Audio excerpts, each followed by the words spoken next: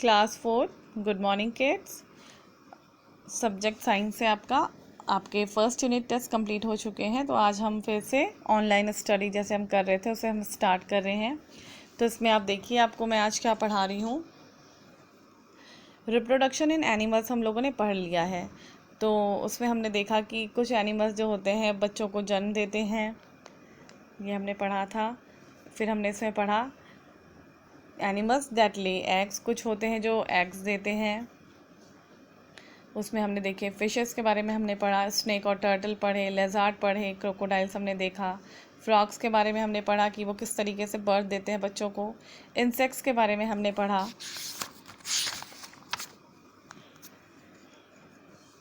किस तरीके की बटरफ्लाई हो गया, कॉकरोच हो गया, इसमें कितनी लाइफ साइकिल होती हैं तो ये हमने देखा। उनकी लाइफ हिस्ट्री क्या होती है तो ये हमने देखा। थिंग्स टू रिमेंबर हमने कर लिया है। तो आज हम जो करने जा रहे हैं वो है इसके क्वेश्चन आंसर। तो देख लीजिए आप भी अपनी बुक अपने पास रखिए और पेज नंबर 30 खोलिए। उसमें देखिए आप वाई डू एनिमल्स रिप्रोड्यूस।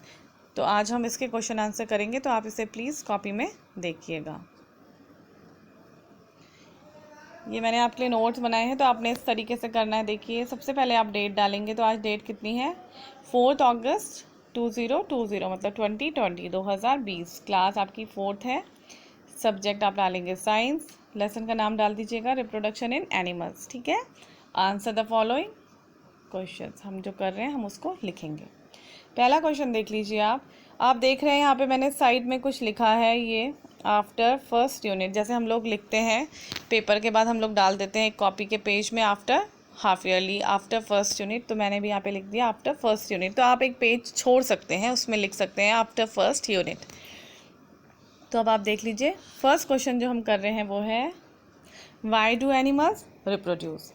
तो एनिमल्स क्यों रिप्रोड्यूस करते हैं, बच्चों को जन्म क्यों देते हैं, तो हम इसका आंसर लिखेंगे animals reproduce to keep their existence on earth. कोई भी जानवर हो चाहे इंसान हो, वो क्यों जन्म देते हैं बच्चों को, ताकि उनकी जो जाति है, प्रजाति है, वो इस धरती पर एग्जिस्ट करे, रहे, बाकी रह सके। अगर वो जन्म नहीं देंगे तो उनकी जो जाति है वो लुप्त हो जाएगी, वो ख़त्म हो जाएगी। इसीलिए बर्थ देते हैं बच्चों को। क्वेश्चन नंबर 2 देख लीजिए। Name 2 veg by which animals reproduce. आपने दो ऐसे वो लिखने हैं, वे लिखने हैं जिनसे एनिमल्स क्या करते हैं, रिप्रोड्यूस करते हैं। तो हम पहला लिख रहे हैं animals reproduce by giving birth to young ones and by laying eggs. एक तो बर्थ देते हैं यंग वंस को, छोटे बच्चों को, और एक बाय एग्स देते हैं, ठीक है। क्वेश्चन नंबर 3 देख लीजिए। What are mammals, give 2 examples. तो मैमल्स कौन होते हैं, जैसे आपको पता है जो बच्चों को जन्म देते हैं वो मैमल्स कहलाते हैं। मादा, दूध पिलाने वाले जो जानवर होते हैं वो मैमल्स कहलाते हैं। तो देख लीजिए एग्जाम्पल भी लिख दिया हमने यहाँ पे, काउ एंड एलिफेंट।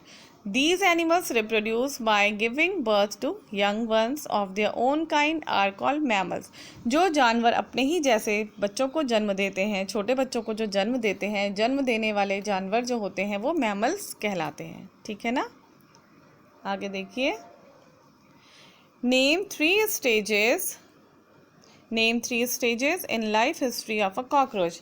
कॉकरोच की लाइफ हिस्ट्री आपने लिखनी है, तो कौन सी है देख लीजिए। 3 stages in life history of a cockroach are eggs, nymph and molting, ठीक है। क्वेश्चन नंबर 5 देख लीजिए। Name 2 animals which do not care for their young ones. आपने ऐसे 2 जानवरों के नाम लिखने हैं जो अपने बच्चों की केयर नहीं करते हैं। तो हम एक लिखेंगे स्नेक और एक लिखेंगे क्रोकोडाइल्स। ये बच्चों को जन्म देके इन्हें छोड़ देते हैं, इनके बारे में ज़्यादा केयर नहीं करते। क्वेश्चन नंबर 6 देख लीजिए आप। Name the 4 stages in the life cycle of a butterfly. Butterfly की आपने जो 4 स्टेजेस होती हैं लाइफ साइकिल वो लिखनी है। तो पहला हमने लिखा है एग्स, कैटरपिलर, प्यूपा, बटरफ्लाई। इसको हम इस तरीके से भी बोल सकते हैं, हम इसे एग भी लिख सकते हैं, लार्वा भी लिख सकते हैं, प्यूपा भी लिख सकते हैं और एडल्ट भी लिख सकते हैं। तो जो भी आपको ठीक लगे आप वो लिख सकते हैं। Question number 7, what is meant by moulting. Moulting का मतलब क्या होता है। The process by which baby insects shed their skin before they grow. कौन सी प्रोसेस होती है मोल्टिंग, मोल्टिंग क्या होता है? मोल्टिंग होती है a process by which baby insect, जो छोटे छोटे इंसेक्ट्स होते हैं, जो बेबी इंसेक्ट्स होते हैं, शेड देयर स्किन, अपनी स्किन को शेड किया रहता है, ढकाया रहता है, before they grow into adult, adult बनने से पहले जो उन्होंने अपनी स्किन को कवर किया रहता है, शेड किया रहता है, उसे क्या कहते हैं? मोल्टिंग। ठीक है, तो ये आपके क्वेश्चन है, इसमें देख लीजिए, दे ग्रो। ठीक, तो आपने क्या करना है, इन्हीं क्वेश्चंस को आपने अपनी कॉपी में इसी तरीके से करना है और आप इसको लर्न भी करिएगा।